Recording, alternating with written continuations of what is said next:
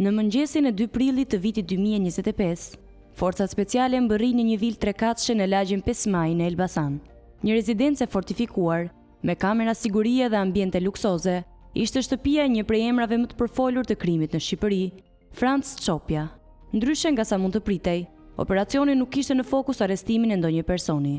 Qëllimi i tyre ishte krejt tjetër, kërkimi i lingotave të arit.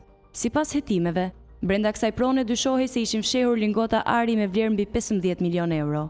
Policia gërmoi në të gjithë sipërfaqen përreth vilës, por operacioni dështoi dhe, që nga ajo ditë, vila mbetet e braktisur. Kjo është vetëm një pjesë e historisë e pasurive të sekuestruara të vëllezërve Hajdar Çopja dhe Franz Çopja, të akuzuar si drejtues të një organizate kriminale të përfshirë në trafik ndërkombëtar droge, vrasje dhe pastrim parash. Rezidenca luksoze pranë Tegut, apartamente në zemër të Tiranës, toka në jug dhe projekte ndërtimi janë të tjera asete të zotëruara nga grupi kriminal në një vlerë prej rreth 10 milion euro. Megjithatë, një vit pas sekuestrimit, shumica e këtyre pronave mbeten bosh. Edhe pse janë në godina luksoze dhe në zona të kërkuara, pothuajse askush nuk guxon për t'i marrë me qira apo për t'i përdorur. Hetimet tregojnë një rrjet të sofistikuar, ku paratë e trafikut të kokainës janë investuar në ndërtim dhe pasuri të paluajtshme brenda dhe jashtë Shqipërisë. Sipas të dhënave zyrtare, në vitin 2025, vlera aseteve të sekuestruara në Shqipëri arrin mbi 45 milion euro, por pjesa më e madhe e tyre mbetet ende në proces gjyqësor.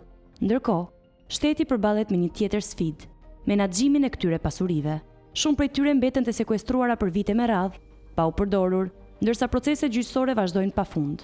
Institucionet përgjegjëse shpesh zgjedhin t'i mbajnë këto prona në administrim, sidomos kur konsiderohen me risk të lartë, çka e bën të vështirë dhënien e tyre me qira apo përdorim nga palë të treta.